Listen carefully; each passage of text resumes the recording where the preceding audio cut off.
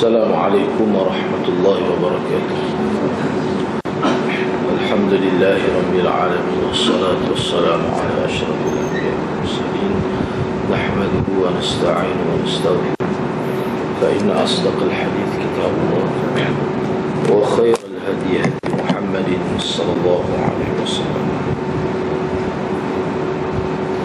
وشر الأمور محدثاتها، وكل محدثة بدعة، وكل بدعة ضلالة، وكل ضلالة في النار.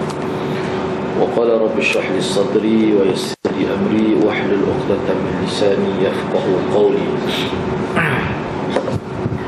Alhamdulillah, bersyukur kehadrat Allah Subhanahu wa taala kerana dengan idenya dapat kita bersama pada malam ini. InsyaAllah pada malam ini saya nak sambung perbincangan berkaitan dengan kesyahidan Uthman ibn Affan. Sebelum ini telah saya sebut tajuk yang terakhir, iaitu bagaimana Sayyidina Uthman telah dikepung oleh golongan-golongan pemberontak yang terdiri dari kalangan rakyat Mesir, rakyat Kufah dan Basrah, dan juga golongan-golongan penentang yang berada di Madinah itu sendiri.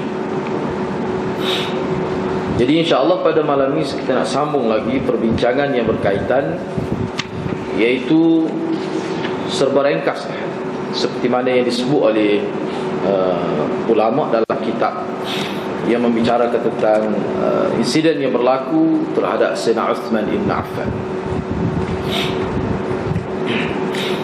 Jadi timbul persoalan oleh kerana Sayyidina Uthman ini dibunuh di Madinah. Seperti yang kita maklum bahawa Sayyidina Uthman ibn Affan ini dibunuh di Madinah, di rumah dia sendiri, di pusat pemerintahan Islam pada waktu itu. Dan kita juga sedia maklum bahawa di Madinah inilah tempat yang paling ramai didiami oleh para sahabat Nabi. Sahabat Nabi ramainya duduk di Madinah. Bagaimana boleh akan timbul kemusykilan, bagaimana para sahabat boleh membiarkan Sayyidina Uthman dibunuh? Sebab dalam sejarah nampaknya tidak ada tentangan dari para sahabat pada waktu itu.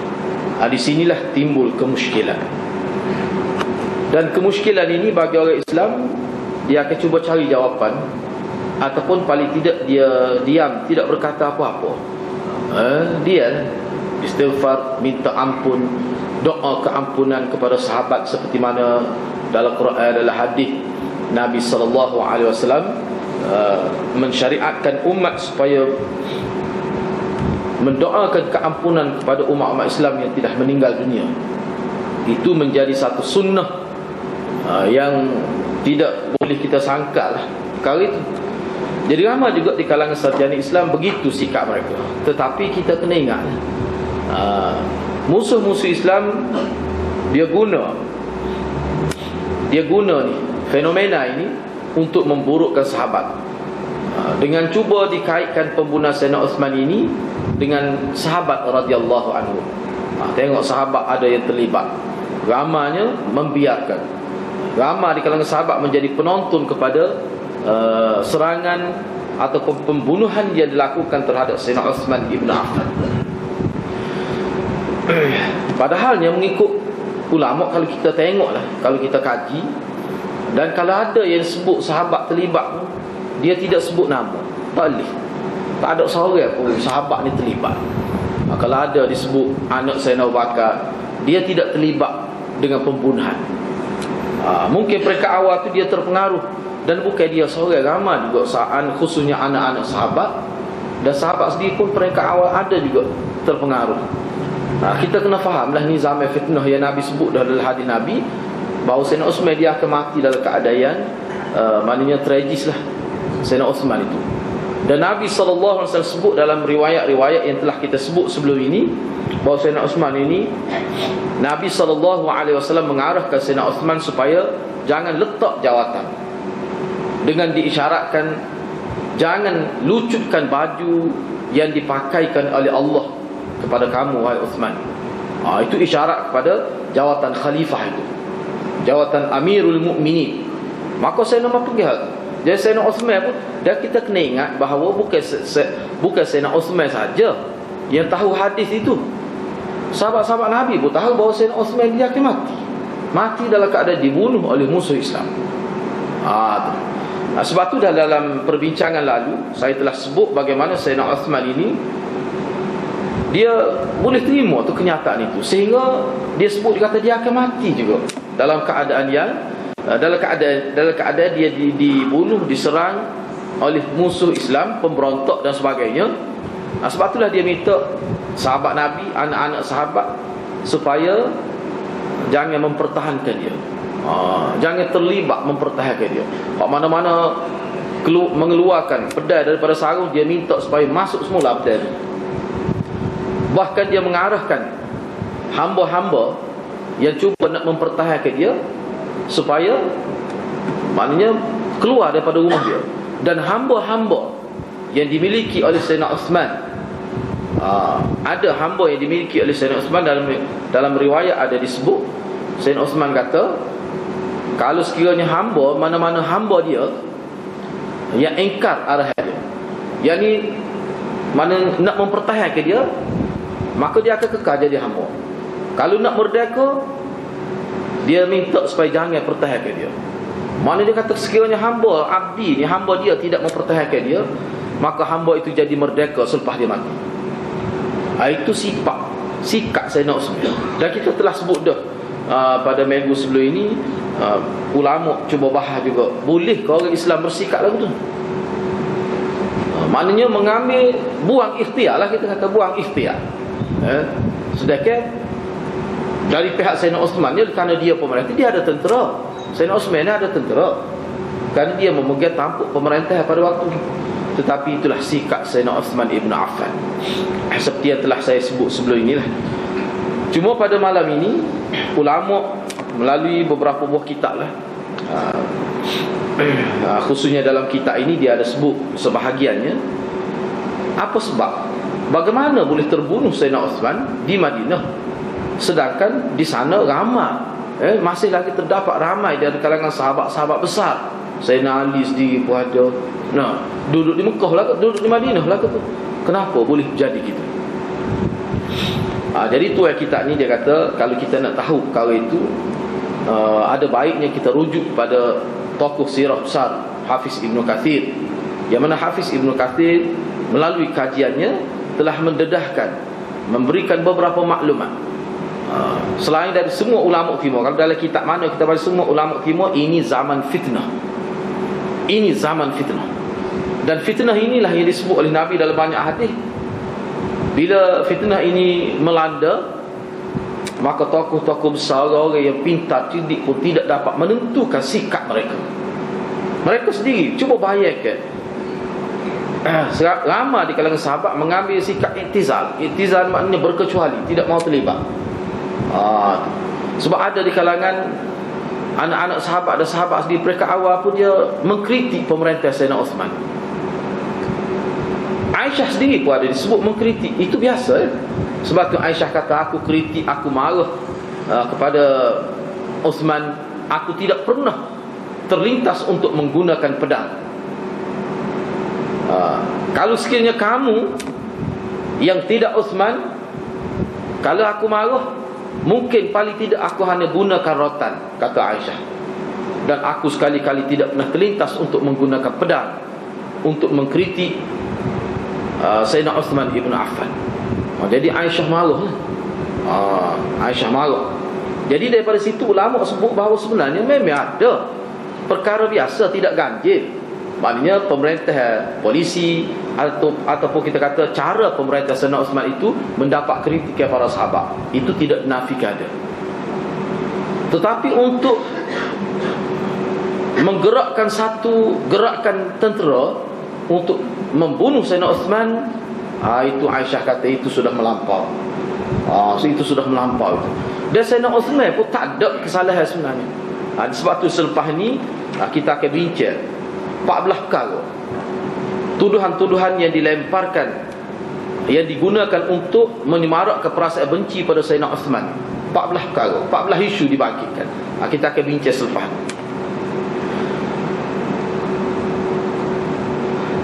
Kata Hafiz Ibn Kathir,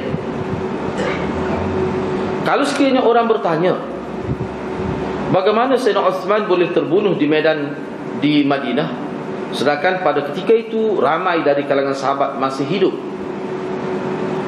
kenapa mereka tidak mempertahankan Sayyidina Uthman? Padahal para sahabat ini adalah merupakan pejuang-pejuang, tentera-tentera yang berperang puluhan kali di medan perang. Bukan sahabat ni jenis pelaku, tapi kenapa mereka tidak terlibat?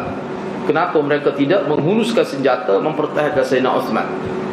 Kata Hafiz Ibn Kathir, dia kata faktor yang pertama,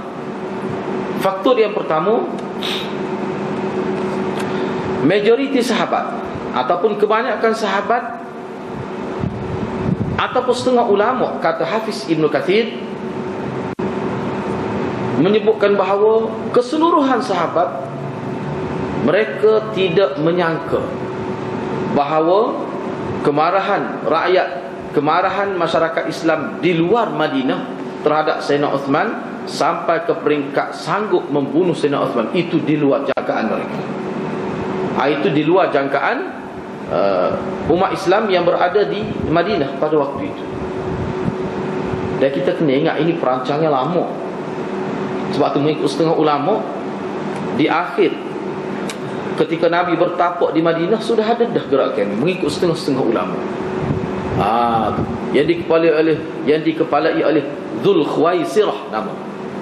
Kalau kita baca dalam kitab, sebenarnya ini bukan bermula di zaman Sayyidina Uthman Ibn Affan. Dia sudah zaman Nabi pun sudah ada dah.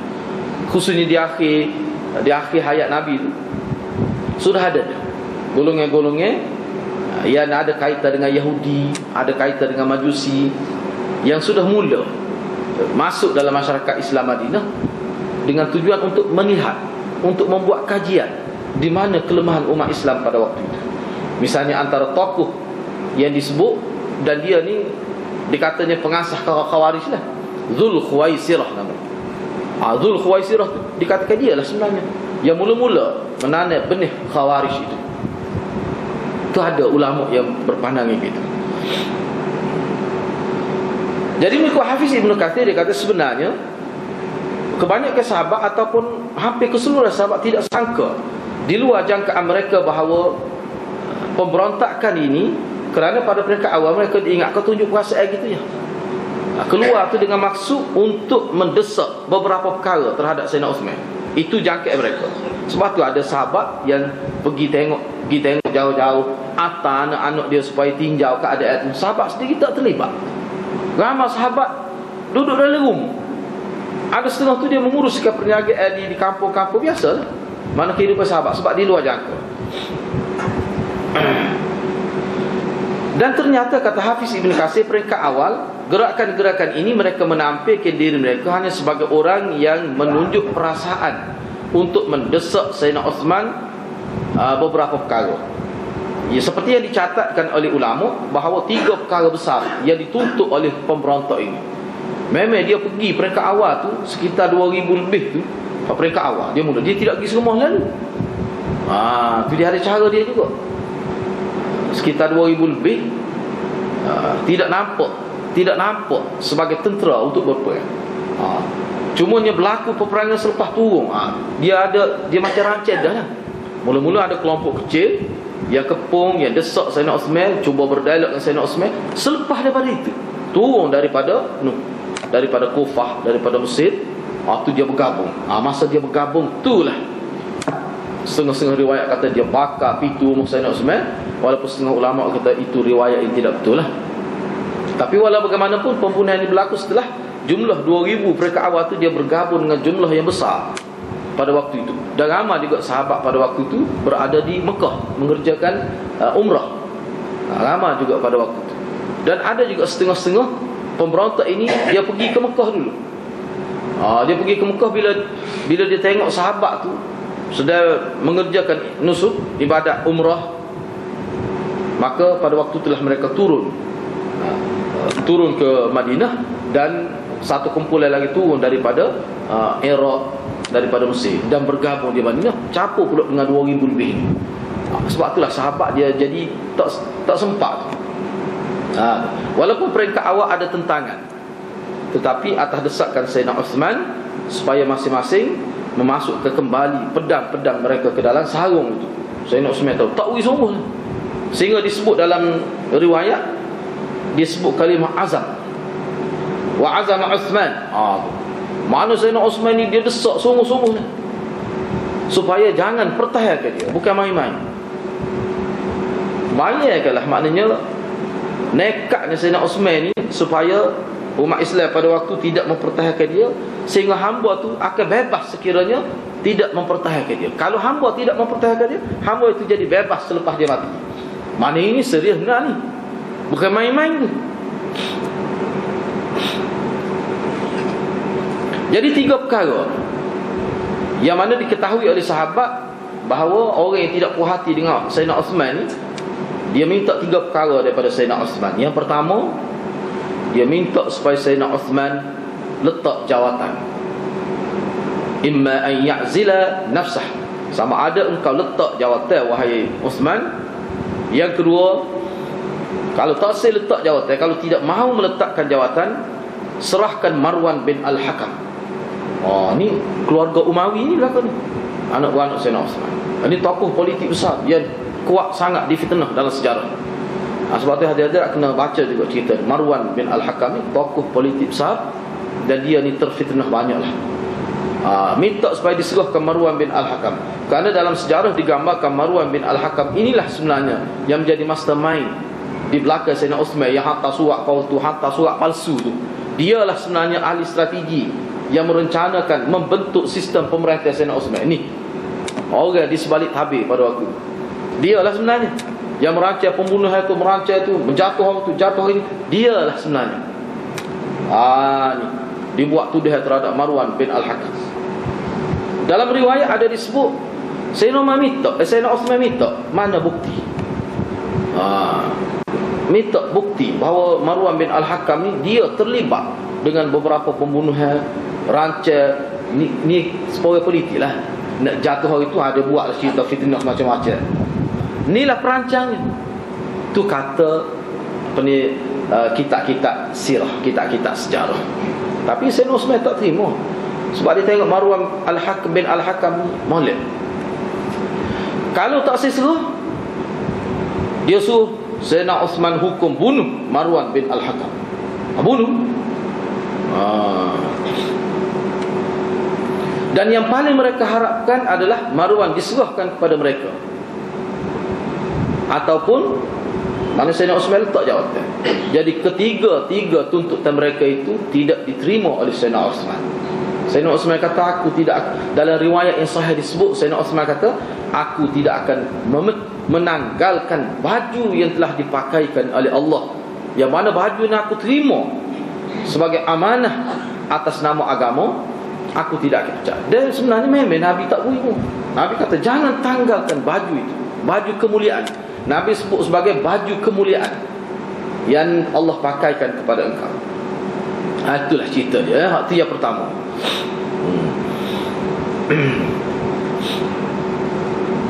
Dan para sahabat juga mengikut Hafiz Ibn Kathir, dia kata sahabat sebenarnya dia memang dia tidak jangka. Memang dia tidak jangka bahawa ada di kalangan umat Islam pada waktu itu yang tergamuklah sampai hati benci pada sahabat Sayyidina Uthman sehingga sanggup bunuh Sayyidina Uthman. Jadi perkara ini hakikat sebenarnya jadi misteri. Tangan siapa sebenarnya yang bunuh? Sebab itulah ulama bila cek tengok, bila cari tengok dalam lipat sejarah, tengok dalam fakta-fakta sejarah, tak ada seorang pun nama sahabat yang disebut mengikut riwayat yang sahih. Tak ada seorang pun sahabat. Anak sahabat pun tak ada.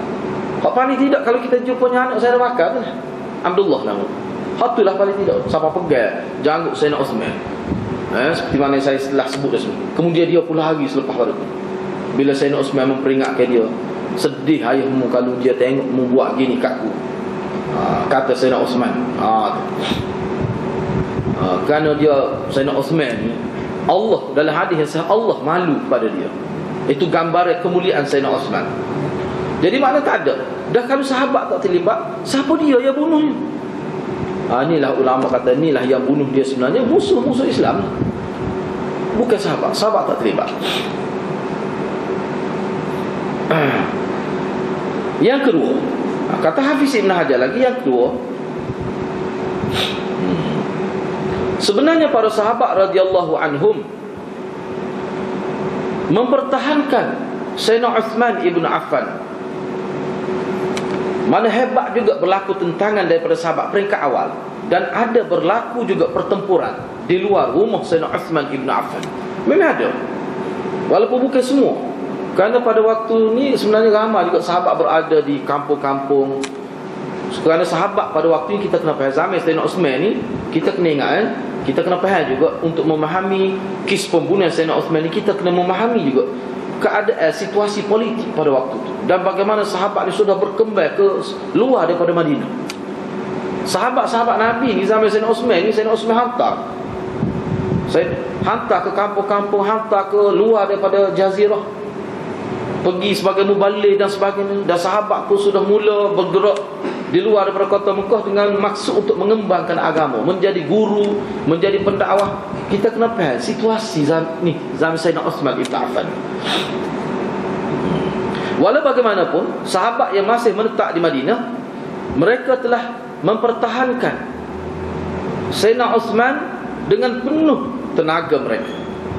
Tetapi pada waktu itu telah berlaku satu perkara yang di luar jangka juga, iaitu azama Uthman ala nas an yakuffu aydiyahum wa yaghmidu aslihatahum fafa'alu fatamakkana ulaika mimma aradu wa ma hadha ma dhanna ahadun min nas annahu yaqtulu bil kulliyah. Tetapi yang peliknya, sahabat pun sebenarnya rasa ganti. Kalau mengikut catatan Hafiz Ibn Kathir, sahabat pun dia rasa pelik. Kenapa Sayyidina Uthman ni dia tidak benarkan sahabat-sahabat lain mempertahankan nyawa dia? Bahkan disebut sini azama Uthman ala nas. Mana Sayyidina Uthman ni nekat mengarahkan supaya para sahabat menahan diri mereka dan meletakkan senjata-senjata mereka supaya jangan pertahankan dia. Sampai begitu sekali dia marah, sehingga ada riwayat sebut tu dia halau sahabat keluar daripada rumah dia, dan dia kunci pintu. Dan ada dalam riwayat kata selepas tu dia buka pintu kerana dia nak bercakap dengan orang-orang yang kepung rumah dia ni. Itu kedudukan Sayyidina Uthman. Bila mana para sahabat setengah tu lari sahabat lari kerana atas permintaan Sayyidina Uthman, maka pada waktu fatamakkana ulaik mimma aradu, maka pada waktu itu terbuka jalan yang selesalah kepada orang-orang yang mahu membunuh Sayyidina Uthman. Dan apa yang di luar jangka sahabat pada waktu telah berlaku, iaitu mereka telah berjaya membunuh Sayyidina Uthman. Ketika Sayyidina Uthman sedang baca Quran, itu riwayat sahih. Kata Sayyidina Uthman sedang baca Quran, dibunuh dan mengecik darah di Quran, seperti mana yang saya sebut sebelum ini. Itu memang itu riwayat yang sahih. Maka matilah Sayyidina Uthman ibn Affan. Dan kita kena ingatlah masa ni tentera Muawiyah berada di Syam. Bila dia tahu Sayyidina Uthman kena bunuh, ni lah antara faktor. Setakat saya duk baca, tengoklah kenapa yang Muawiyah terlalu marah. Sebab dia kata ramai sahabat duduk sini, kenapa tidak boleh mempertahankan? Dah dia paling marahnya orang-orang yang terlibat bunuh ni ramai. Bila ramai ni tak, dia seperti kita lah. Kalau ramai, bila ramai pergi boleh 10 orang, sebab polis tak boleh buat ni. Kalau 10 orang, dia seorang tak apa dah. Kalau mengikut Muawiyah, dia kata jelas siapa dia bunuh, jelas puak-puak Sabaiyah, puak-puak Syiah, dia pengikut Ibn Sabah, jelas. Dan dalam riwayat Syiah pun Sayyidina Ali tahu, tapi oleh kerana ramai, misalnya dalam riwayat Syiah, dalam kitab yang paling sahih, Setarah Bukhari juga dianggap, Nahjul Balaghah, dalam kitab ada disebut, pernah Sayyidina Ali tanya dalam tentera dia, Siapa dia yang terlibat bunuh Sayyidina Uthman? Hak akak tangan bunuh lebih lama daripada hak tidak akak. Di situlah Sayyidina Uthman, Sayyidina Ali, dia tengok dengan kemampuan yang ada, dia tak mampu nak tangkap. Sebab ramai majoriti hak ada di belakang dia, hak dakwa taat patuh pada dia, akak tangan kata terlibat bunuh Sayyidina Uthman. Tu. Ini saya sebut maklumat dalam riwayat. Hadirat tak usah letaklah kesalahan, tak usah hukumlah berdasar pada riwayat ni. Saya sendiri pun mengambil sikap, dengar baca saja.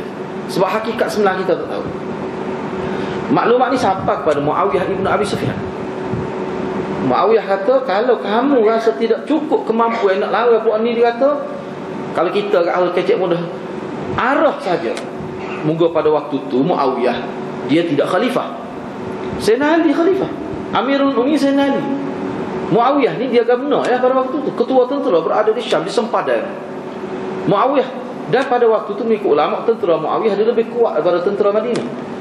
Sebab tu Muawiyah kata, kalau kamu arah, kamu minta pertolongan, Muawiyah dia kata dia akan turun daripada Syam, dia akan tangkap. Hak tu yang jadi perang dia tu. Sebab Sayyidina Ali tak sih. Sayyidina Ali kata, kamu kena bai'ah dulu. Jadi sinilah berlaku khilaf di antara Muawiyah dan Sayyidina Ali. Sayyidina Ali kata, boleh, kamu boleh turun dengan tentera-tentera kamu, tetapi kamu kena bai'ah dulu kepada aku. Itu syarat Sayyidina Ali. Sayyidina Ali pun dia ada ijtihad dia sendiri. Sahabat ni dia layak berijtihad. Kalau ulama-ulama pun layak berijtihad, ni lebih pada ulama lagi sahabat. Sayyidina Ali ni bukan main-main.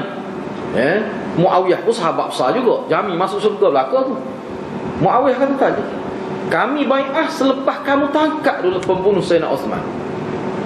Dan Muawiyah dia beri tawaran kepada Sayyidina Ali, kalau Sayyidina Ali tak erak, rasa tak mampu, dia sendiri akan cari, dia akan tangkap. Dia sanggup buat turun tentera dia daripada Syam ni. Sebab tu setengah-setengah ulama mereka heranlah, kenapa Sayyidina Ali tidak serah perkara ni. Kalau dia tak mampu, kenapa dia tidak serah pada Muawiyah? Sebab Muawiyah mampu pada waktu. Tentera Muawiyah kuat. Sebab itulah ulama, setengah-setengah ulama sebut, inilah orang panggil takdir. Bila nak berlaku lagu tu, dia jadi hilang punca. Manusia hebat setara mana tu, bila fitnah melanda, begitulah kedudukan. Sebab itulah guru saya sendiri dan setengah-setengah ulama dia kata, tak usahlah kita buat keputusan sini Muawiyah betul, Sayyidina Ali salah, di sini dalam kisah ni Sayyidina Ali betul, Muawiyah salah, ataupun Muawiyah berada di pihak benar, Sayyidina Ali di pihak salah, Sayyidina Ali terlibat. Setengah-setengah tu kata Sayyidina Ali nampak macam suka Sayyidina Uthman kena bunuh tu. Sebab tu dia tidak bertindak ke atas pembunuh Sayyidina Uthman. Nak kata boleh tak kata dia hadirat.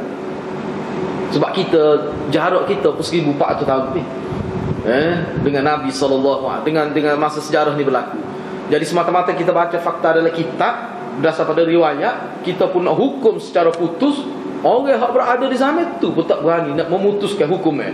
Apakah Sayyidina Ali, apakah Muawiyah yang bersalah, yang berada di pihak benar. Ramai dalam kisah ni memang ramai sahabat yang bertawakuf, mengambil sikap berkecuali.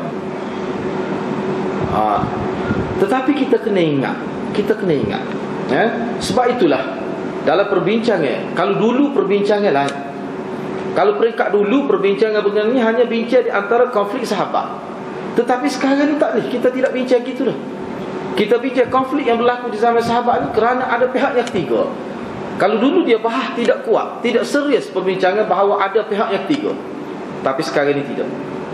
Setelah banyak pecah dah maklumat, rupanya ada pihak yang ketiga. Siapa pihak yang ketiga? Hak yang kita nak tahu. Dan saat kita nak bincang tu, kita nak sebut tu, pihak yang ketiga siapa? Pokok Syiah Sabaiyah.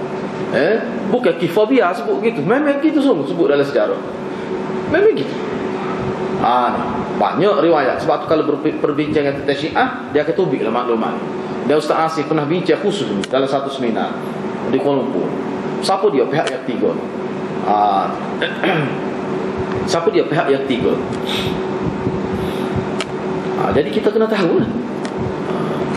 Baik, cuba kita fikir lah, kenapa disembunyikan pihak yang ketiga? Musuh Islam nak sangat supaya umat Islam memahami bahawa perbalahan ini melibatkan dua pihak sesama Islam. Sebab tu dia guna istilah perang saudara. Tidak, dia tak. Sahabat Nabi ni bukan jahat seperti yang digambarkan dalam sejarah. Kerana berebut kuasa, sanggup perai saudara, mati ke mana. Dia ada pihak tiga yang menjadi batu api. Dan pihak tiga ni bukan seorang, ramai. Turun beberapa buah negeri, daripada beberapa buah negara turun, mari meresap masuk dalam masyarakat Madinah. Sebab itulah ulama kita tulis satu kitab khusus dah, bahayanya sifat munafik ini. Dan sebenarnya sahabat ini, zaman sahabat khususnya konflik yang berlaku zaman Sayyidina Uthman, ini adalah merupakan kesan-kesan, naknya bahayanya nifaq, puak-puak munafik. Dia boleh duduk bersama masyarakat Islam, sehingga duduk di barisan hadapan, duduk di saf hadapan, masuk menjadi tentera, pegang jawatan dalam kerajaan. Bila sampai ketika dia nak bertindak, orang inilah yang menjadi pembuka jalan, pembuka pintu kepada musuh-musuh Islam.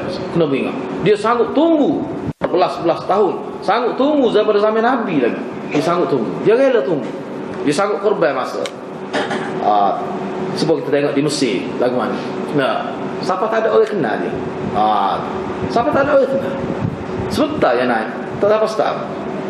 Tengok ketua tentera dia sendiri, rupanya Yahudi, teruk, munafik. Sebab itulah kena baca kitab Al-Farqu Bainan Nifaq was Suhbah, perbezaan di antara sifat nifak dan sahabat. Situ dia bincang. Jadi di sini ini dia ada orang-orang munafik. Lepas tu siapa dia munafik ni? Sebab itulah hadirin hadirat, dia kena kaji, kena baca, kena tahu sungguh cerita tentang Syiah ni. Memang dia berkait secara langsung, tak ada orang lain. Kita dah tahu orang kita sebelum ni bila sebut Khawarij ni, bila muncul Khawarij, muncul zaman Sayyidina Ali. Itulah orang kita faham biasa ni. Nah, bila Sayyidina Ali sudah kuasa ni, pokok Khawarij marah, sehingga dia mengkafirkan Sayyidina Ali, mengkafirkan Muawiyah, kafir semua. Dia tak kafir. Pokok Khawarij. Padahal ni ulama kata Khawarij ni setengah pendapat sebut benih dia sudah ada zaman Nabi lagi. Tu kepala dia Dzul Khuwaisirah, walaupun bukan atas bukan atas gagasan akidah seperti yang kita faham dalam ta'rif Khawarij, tetapi dia sudah ada. Sebab Khawarij sebenarnya dia tidak Islam. Dia tidak Islam. Dialah punca perpecahan umat Islam. Di zaman Sayyidina Waqar, zaman Sayyidina Umar, zaman Sayyidina Uthman, ini mengikut Izzuddin, mengikut Al-Is. Ni saya ada catat sikit. Jadi ulama yang berpendapat bahawa Khawarij telah muncul di zaman Sayyidina Uthman, yang paling kuat mempertahankan pendapat ini Hafiz Ibn Katsir dan Ibn Abil Is. Dia kata memang ada dah, walaupun tidak keluar atas nama satu gagasan akidah, tetapi sifat untuk memberontak, sifat mengkritik kerajaan, sifat memfitnah kerajaan sudah ada dah. Itu sifat pokok Khawarij. Kerana lahir daripada sifat nifak. Padahal duk pergi semaya, buat dia pergi semaya. Sebab tu kalau kita ngaji Khawarij ni kuat semaya. Iqtah rai-rai. Dia semaya. Buat dia kuat semaya. Siapa Nabi kata kalau tengok puak-puak ni akan datang puak-puak ialah Korea ni, puak-puak jenis mudah kata kau kafir, mudah ni. Semua orang tak betul belaka, buat dosa besar, masuk neraka lalu. Puak-puak ni kalau kamu nak lawan ibadat tak mampu, dia kuat ibadat. Dia tunjuk ke orang dia buat ibadat. Sebab apa? Dia meraih kepercayaan masyarakat pada waktu. Sehingga orang tak kenal. Orang duk kata dia lebih hebat daripada kita, rupanya dia teruk. Itu bahaya sifat munafik. Sebab tu bahaya hati-hati. Kristian dia tidak setinggi itu sifat nifak Kristian. Sebab Kristian dia nak tunjuk syiar dia. Lah ni siapa dia jenis Musa pula ayat lagu. Siapa dia? Puak mana hak jenis lagu? Cuba tengok dalam sejarah. Kalau kita sebut gitu kata tak ada, tu nak kiyah tu tu tak. Nak kiyah tu syiar. Tengok orang kita. Dia tak sempat ingat lagi. Tak sempat ingat lagi setahu tu mau tengok di Syria, tengok di Iraq. Nah, cuba tengok. Tak sempat ingat lagi. Sepanjang sejarah tengok Baghdad jatuh, Afghanistan jatuh, kerja siapa? Orang kita tak sempat ingat lagi. Padahal duk tangan belakang dengan wasak maklumat sebar, tapi tak setia lagi. Bapa tu orang Islam ni tak boleh buruk sangka. Dasar dia kata. Tak boleh buruk sangka. Inna kathiran minaz-zann banyak buruk sangka tak terhalu waktu dosanya. Buruk sangka tu kena ada. Kalau tidak tak selamat. Waktu dalam Quran kata kalau banyak sangat, banyak dengan makna tak terkawal. Itu baru tak boleh. Semata-mata buruk sangka mana kita syak tak malih. Hak tu kena ada. Tak kita ada asas untuk kita syak tak malih. Kita ada asas. Sejarah membuktikan tu. Patut kita tengok sendiri melalui media, melalui maklumat daripada ulama-ulama. Kok berlaku sekarang? Tak setimbul lagi perasaan bimbang, gerung ni. Sepatutnya umat Islam kena berwaspada. Tapi tak umat Islam. Sebab itulah tu guru saya sebut, dia kata payah nak faham. Sebab Syiah ni dia omong lama terlajak, cerdik luar biasa. Inilah satu ajaran yang paling lama dan didokong oleh beberapa kerajaan kaya. Ayah Peng tak ada dua lekok. Siapa dia nak siapa dia? Tapi dia pun sekarang tu ya. Cerdik tak cerdik pun sekarang tu. Tapi orang ni tak hanya. Dia kaya, dia ada pakar strategi, dia ada golongan intelek, dia ada cendekiawan dia ada pula orang kuasa-kuasa besar bantu dia tu. Dan kajian tentang kita, bila dia nak mari satu buat dia buat kajian tu, orang yang buat kajian tu pakar-pakar lah. Sebab tu kita, kalau kita tinggal hadis Nabi, tinggal riwayat-riwayat yang sahih, kita akan bermasalah. Gitulah hadis ada. Kena tengok molek. Seperti sekarang, seperti Indonesia sekarang, teruk cuma kita tak nampak. Dia masuk dalam pelbagai bentuk. Seperti mana dalam sejarah Syiah, dia masuk dalam bab tarikat, dia masuk dalam bab sufi, dia masuk belaka. Ada belaka jago-jago dia, faham dia ada belaka. Tunggu masa nak keluar. Seperti sekarang ni dia tengok, pandai dia. Bila dia tengok nak main ikut politik tadi, dia masuk ke lain pula. Ikut politik tahu tak dia tengok. Tak ni. Orang dapat kesal dah gini-gini. Dia mari pula. Macam-macam berlaku. Benar-benar. Kita kena ingat. Mengikut kajian ulama, misalnya Syekh Nalwi dia sebut. Dia kata amalan syirik ni dalam ajaran Syiah ni, dia penuh dengan ajaran-ajaran syirik kepada Allah Subhanahu. Di mana ada Syiah, di situlah ada amalan syirik. Kenapa hatilah? Puak-puak Syiah ni kalau dalam bab kubur dia lah nombor satu. Kenapa kuat tu? Kalau kita tengok kubur dia, imam-imam dia, pemimpin-pemimpin dia akan buat kubur lebih besar, berjuta dah habis buat kubur. Dia buat perayaan, bukan sekadar perayaan maulid, bukan sekadar maulid kepada pemimpin-pemimpin dia, ayatullah. Dia buat haul, hari mati boleh sambut seperti maulid juga. Daripada dulu lagi. Bukan isu lani hati daripada dulu lagi. Itu puak-puak Syiah. Sebab tu Syiah adalah satu ajaran yang paling banyak ihtifal dan Eid, perayaan dan sambut keramaian tiap-tiap tahun. Syiah yang paling banyak dalam sejarah hidup Malaysia. Syiah yang paling banyak. Ada saja. Penuh. Dah hari mati Khomeini, hari lahir Khomeini, lepas tu email-email dia, semua ada sambutan berlaku.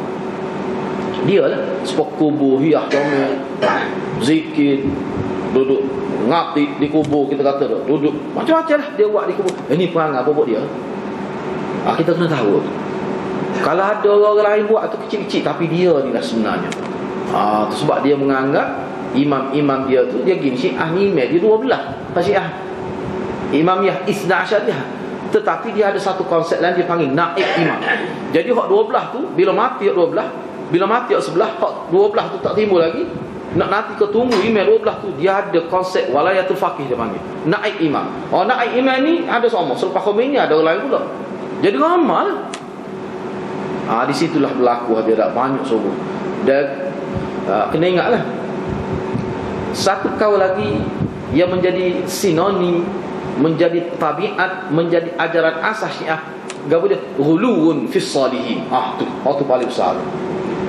Sikap Syiah ghuluun fis salihin, memuja orang-orang soleh, menganggap orang-orang baik ni anggap siapa mereka Tuhan. Puja luar biasa. Itu panggil Syiah ni. Memang Syiah ni. Sebab tu kalau tempat-tempat Syiah ramai, tengoklah Abdul Hussein, Ali Bakhsh, kalau di India dia Ali Bakhsh tu makna hamba Ali. Biasa. Kalau bah di Pakistan ni, kalau bah Syiah dia akan tulis Ali Madad di kepala bah. Orang kita tengok ni bah Syiah ni. Bah tak ada bahasa bah tu. Jadi mangsa gitu ya bah. Ali Madad dia tulis pada bah. Orang Islam tak naik. Ni tu guru saya cerita lah. Umat Islam akan tunggu bahnya mari kepala dia tulis Allah Madad. Ya Allah tolonglah. Tu orang Islam akan naik. Cik tu bah Ahlus Sunnah wal Jamaah. Sampai begitu sekali. Dia kalau bawa Syiah misalnya kata Sajjad Ali. Cik tu bawa dia tu. Dia tulis ni, dia kata-kata Sajjad Ali, orang yang banyak sujud pada Sayyidina Ali. Itu perangai, itu memang perangai dia gitu. Perangai dia gitu. Abdul Husain, Abdul Hasan, Abdul Ali Zainal Abidin. Dia sebut hamba lah. Kena ayatnya sebab tu dia masuk dalam azan, nama email dia tu. Apa? Nak menggambarkan apa yang masuk dalam azan tu. Nak menggambarkan besar, azim. Imam dia tu. Bapak dia ni akan masuk dalam doa. Bila sebut nama Nabi, sebut nama dia akan masuk dalam doa. Nama imam dia. Hak dia ni masuk orang lain dalam doa selain pada Allah dan Rasul. Memang bakar bapak ni kan. Kena beringat hati-hati tak. Bukan main-main. Ni bukan bak pekoh ni. Jangan main-main. Bagi lagi jangan main-main. Sebab tu saya tekan semua hati-hati. Saya nak dengar masyarakat kita ni hati-hati. Tak boleh kita bui benda-benda hak bahaya lagu tu. Tak apalah kita kata bagi tu khilaf, ada ulama kata boleh. Dak hak tak ada khilaf mana? Hak tak ada khilaf. Hak tak ada khilaf mana? Nak uji pada masyarakat kena uji hak tak ada khilaf. Hak tentu semua orang terima. Kalau bab ni hak tak ada khilaf mana? Hak hak tu. Jangan uji hak khilaf tu. Hak khilaf ni bahaya. Boleh jadi betul, boleh jadi tak betul. Hak khilaf ni boleh kata muttafaq. Memang betul. Hak sahih ada pada Nabi. Sepatutnya hak tu kita uji pada masyarakat. Jangan uji benda-benda kemungkinan jadi gini, kemungkinan jadi gini. Tama-tama benda tu dalam ruang akidah. Bahaya. Orang kampung dia tahu dia. Misalnya bab tawassul, misalnya dah. Tawassul ni hadirin hadirat. Bab tawassul ni memang dia Syiah. Kuat sungguh dia mengangkat tawassul kepada imam dia. Kita kena ingat hal tu. Bab tawassul ini. Baik. Tawassul ni ulama bagi 3. Ada yang kata boleh, ada yang kata tak boleh, ada yang kata sabut syirik. Baik. Kalau untuk kita uji pada masyarakat hadirat, kita uji semua ulama terima. Jadi kalau ada yang khilaf, misalnya contoh kita tawassul kubur. Baiklah. Bukan minta dengan orang mati kubur tu, tapi minta supaya dia doa. Baik, kita kata hak ni ulama tak tawassul dia mukhtalaf fihi. Tawassul ya khilaf ulama. Ada kata boleh, ada kata tak boleh. Baik, kita kata hak mana hak boleh? Hak tentu semua orang kata boleh. Hak diamali Nabi, diamali sahabat. Hak tak ada khilaf. Hak tu sepatutnya kita uji ke masyarakatnya. Bukan duk pergi duk. Tak misal pergi. Misal contohnya lah. Takut ada, memang ada pun. Pergi kubur tu menali wahai dengan berkat tu kenali gini saya minta supaya arwah gini-gini tu kali mohon kepada Allah untuk bahasa saya. Dia bukan minta dengan orang mati, dia bukan minta dengan orang mati, dia minta orang mati suruh doa dia. Doa kepada Allah. Ni doa 3 segi dia panggil, dia gigi tu. Perawak mari dia pula. Lagu tu. Sedangkan Tuhan suruh direct ke dia. Baiklah, kalau kita terimalah pandangan kata hak tu khilaf, ada ulama kata boleh, ada ulama. Dia hak tak khilaf dia mana? Hak tak khilaf mana siapa ya? Hak tak khilafnya direct dengan Allah lah. Ud'uni astajib lakum, sesuai dengan Quran, sesuai dengan hadis, sesuai dengan amal sahabat. Hak khilaf ni amal apa kita sudah. Bui hak tidak khilaf untuk masyarakat, tak sakit kepala. Hak tu tentu selamat dia untuk masyarakat. Sebab hak tadi bahaya tu. Sehingga bila ada orang tekan, dia kata kawan tu mati pun kita minta dengan ruh dia, bukan minta dengan jasad dia. Jasad dia acul debu dah kita pun tak kuat tu. Kita minta dengan roh dia. Tengok pergi pula. Siapa dia ajar aku tu? Bagai nengung-nengung gini orang tak wakil ke? Dia kena ada dalil ke apa ni? Baik, sebab itulah saya minta hadirat kalau bab khilaf ni kita pun terima khilaf. Dia usuk Qadawi, bab tu ada 3 pendapat ulama. Hak tentu hak nombor 3 kan tak boleh. Minta direct tak boleh. Hak tu bodoh amal kebuk kata tak boleh pun. Jadi hak yang kedua ni kata minta supaya dia doa pada Allah untuk kita. Mana bukan minta dengan dia, minta. Oleh kerana dia ni dia hebat mati-mati ni hakikat mati mana berpindah ke alam barzah. Lepas tu nak pergi ke alam akhirat. Tu yang mati ni bukan mati mana tak ada kuasa langsung. Ada yang faham gitu. Sebab tu kita minta dia boleh dengar. Kalau mati, tak apalah kalau kita malah bahapannya. Kita terimalah hak tu. Hak mana sebenarnya hak tak ada khilaf, hak terbaik untuk masyarakat? Hak mana? Hak tu ada. Sebab nak uji pada masyarakat awam untuk dia amal ni duk. Rakyat Kelantan saja 1.8 juta. Kita nak uji ajar-ajar lagu tu. Lepas tu kita duk pertahankan hak ni kata boleh. Hak semua orang kata boleh hak mana? Apa tidak ada akad hak tu ni? Kita kena membudaya ke masyarakat ni pergi hak sahih, hak tak ada khilaf. Dalam benda-benda begini, benda-benda bab akidah ni. Payahkah dia nak faham bagi lagu tu? Bagi lagu tu mudah enggak? Tengok sahabat lagu mana. Fa in tanaza'tu fi syai'in farudduhu ila Allah. Ayat tu sebenarnya merujuk kalau berlaku khilaf, di mana kita nak rujuk hak tidak ada khilaf. Tu sebenarnya ayat. Dia rujuk situ. Kalau kamu berbantah, mana khilaf lah berbantah ni. Jadi nak susah lagu mana?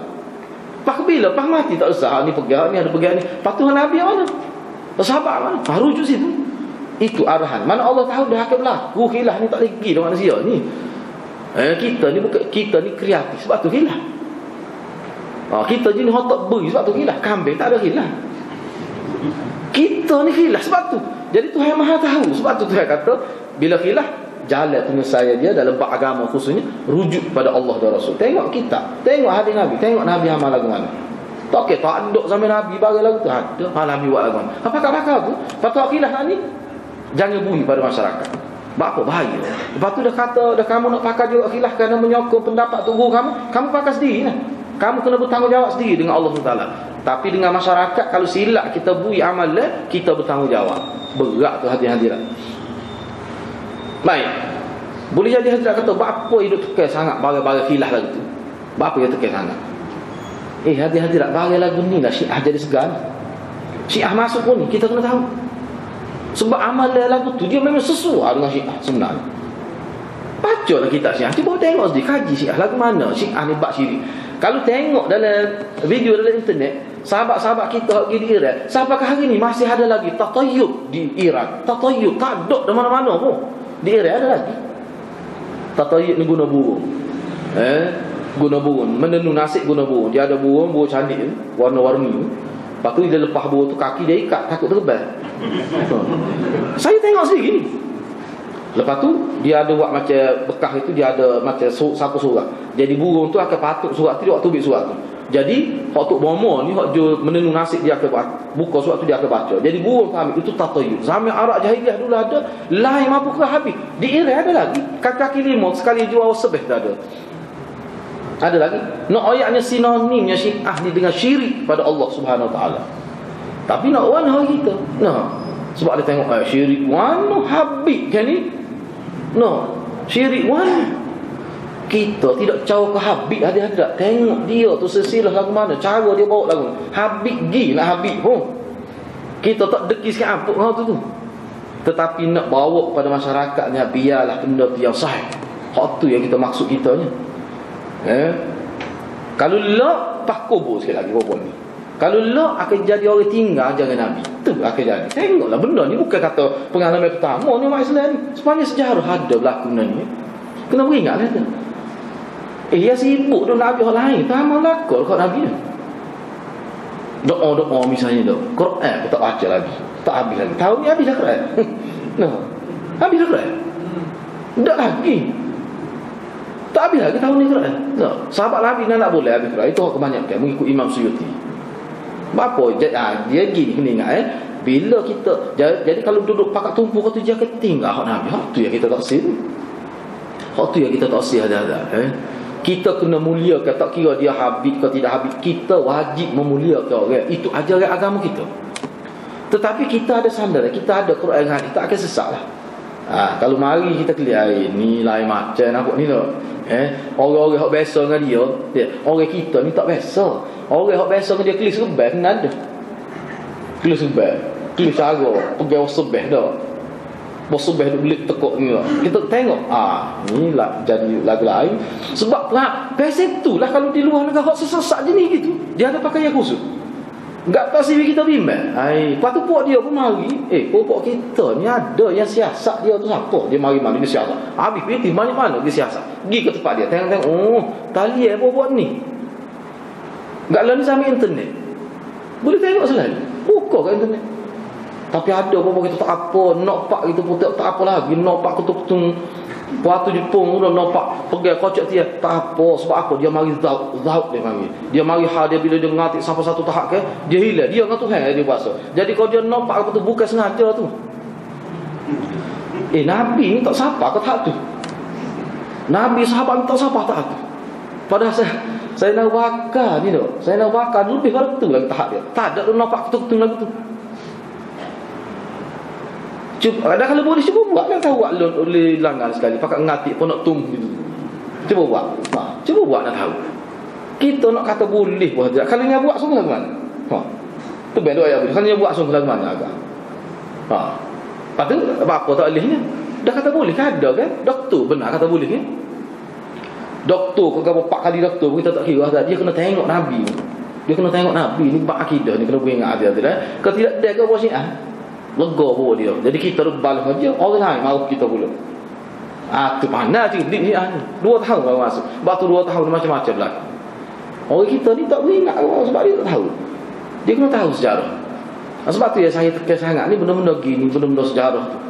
Dah, kalau bab akhlak, bab gosok gigi tu kita tahu dah tu. Bab lain tidak dijadikan sukatan dalam masyarakat. Masjid mana mengajar ilmu salah? Mengajar biar orang tahu lagu mana contoh ilmu salah. Dia kena ajar. Kau tidak tak ada lah Al-Faruq. Sayyidina Umar tu Al-Faruq kerana dia mahir, dia tengok dia tahu dah ni salah. Kenapa Sayyidina Umar dipanggil Al-Faruq? Kerana dia ni dia tahu benda salah. Sehingga dia tengok sikit, tobek sikit ya tunah ni tahu dah ni tunah sesat ni. Dia cabut ngakal-akal lalu. Tu perangai Sayyidina Umar. Enggak kita ni tak nak nanti besar kau tu kerah dah ngamuk dia ni ya tak kafir lagi. Tak sesat lagi ni buat apa tu? Tu bergerak dia nak nanti kau dia jadi ramah. Ni. Sebab itulah salah satu ulama sebut beringat pada kita, musuh Islam ni kalau dia ramah dia masalah. Okey, saya pernah sebut saya ingat saya satu benda yang kita boleh pas secara keseluruhan. Ni benda kena pegang sungguh kata. Apa hikmah? Sayyidina Ali hebat. Muawiyah hebat. Sayyidina Uthman hebat. Hebat berlaku sahabat ni. Kuntum khair ummah. Tapi kenapa boleh berlaku di zaman mereka gini? Apa hikmah Nabi Allah dan ayat? Cuba fikir. Kalau untuk zaman kita tak nanti setahun ni, lebih dong lagi. Tapi sahabat orang begini hebat pun boleh rebah kita kata. Boleh perang, boleh mati. Enggak selepas pembunuhan Sayyidina Uthman, lepas tu banyak lagi siri-siri peperangan berlaku yang menyebabkan terkorban. Perang Siffin sahaja tu kat 10,000 lebih mati. Perang Jamal tu 5,000 mati. Apa yang kita boleh belajar secara umum? Kita ambil satu poin penting. Nak ayatnya musuh Islam ni hadap dia ramah, mari pokok munafik, khususnya munafik ni Allah nak ayat kita jangan dia ramah. Jangan dia merebak. Tengok sahabat yang lebih 1000 kali lebih hebat daripada kamu pun bila Allah nak uji dengan uji agama, ni orang panggil fitnah agama. Fitnah agama, dia tak mampu nak hadapi. Enggak kita ni setara mana? Tak usah belajar lagi dengan sejarah tu. Berat sungguh orang kita ni, mati lagu mana tak tahu. Jadi kena beringatlah hati-hadirat. Dia kena tak habis makan ke ni. Dan mari penyakit tu nak buat payah. Penyakit akidah ni dia boleh buat tauti moyo kita pun puas kata lepas dia aktif pula. Muka bagai dalam. Tak boleh nak cokeh aku. Tak boleh kat kaunseling. Kaunselor tu dia sebut saya pening dia. Kita koyak-koyak dia ada tauti. Cuma kita kerja. Akhir sekali kita rasa bodoh. Dia tu gitu tu kaunseling dia. Ni bobok ni sebab dalam. Dia dalam dia. Bagai dalam ni payah. Sebab itulah benda ni bila jadi akidah, bila jadi pegangan yang bersifat doktrin, payah hati-hati. Jangan jadi gitu. Hak sesak-sesak peringkat cawangnya kapur ni pun payah nak buat. Hak ni peringkat antarabangsa ni. Dia mari kitab dia, tengok kitab kita 110 jilid, kita perubah Allah 110 jilid kita tafsir. Pakai selok gitu. Pakai tak baca ubah lalu. Kalau baca pakai mati berkali. Orang kita lalu tu tengok 56 jilid. Patut orang kita pertama dia intidah di peringkat antarabangsa ni tokoh falsafah dunia. Kita pun nengung lalu. Sebab itulah kita kena dedah ajaran salah ni. Sebab tu tidak wajib kena ngaji ajaran salah. Dulu lagi ulama pun al-firaq bainal adyan. Tu salah satu suka orang kita tak ngaji di tanah Melayu kita. Perbandingan agama. Khawarij gini, agama Nasrani, agama Kristian gini, Buddha, kita tak mengaji, ajar-ajar salah tak mengaji, tidak dijadikan kuliah di masjid-masjid. Menyebabkan orang kita tak tahu, duk mengaji betul pun tak betul molek ngaji. Hak betul pun tak betul molek ngaji, hak salah tak ngaji sikit apa. Lepas tu masalah. Sebab tu dia kena buat sokat dah, mesti mengaji tu biar kita tahu. Misalnya ajaran berelui salah apa, tengok senara. Ulama senara ni salah. Lepas tu tengoklah ada kat kita. Nama tu tak penting. Kalau serupa ajaran salah lagi tu. Ajaran salah tak ada nama ni paling bahaya ni ada. Ajaran salah ada nama ni boleh kira boleh royak lagi. Ni salah nama dia begini. Kalau tak ada nama ni, dia ambil situ sikit, dia ambil sini sikit, dia ambil situ sikit, mak dia sapu. Tak boleh nama lagi. Tak ngekoh lagi. Ni bahaya. Tu dia mengumpulkan ajaran salah, dia himpun atas satu gerakan. Ni selagi bahaya. Kena beringat oleh hadirat. Ni sebab itulah ulama sebut dengan terang kematian Sayyidina Uthman, syahidnya Sayyidina Uthman adalah kejayaan pertama Syiah. Memang ulama sebut gitu, ulama yang kaji tentang Syiah. Kita nak marah, kau tak setuju dengan apa saya sebut, itulah hakikat yang berlaku yang ulama sebut dalam sejarah. Tak nak kena fikir. Gak lah ni nak baca kitab dia, dia tak erti Arab pun boleh. Banyak seorang kita ada kan. Dalam bahasa Melayu Indonesia, dalam bahasa kita boleh sangat, bahasa Inggeris banyak kan. Itu atas kita. Jadi gitulah hadirat. Mudah-mudahan daripada perbincangan ini kita boleh ambil satu peringatan lah. Dan hadirat, jangan lupa kena berdoa kepada Allah Subhanahu Wa Taala supaya kita dan keluarga kita tidak terjebak dengan ajaran salah ni. Kalau kena ni, ini fitnah yang paling besar, yang lebih besar daripada fitnah-fitnah yang lain. Fitnah agama ni lah paling beratnya hadirat. Setakat itulah, wabillahi taufiq hidayah. Wassalamualaikum warahmatullahi wabarakatuh.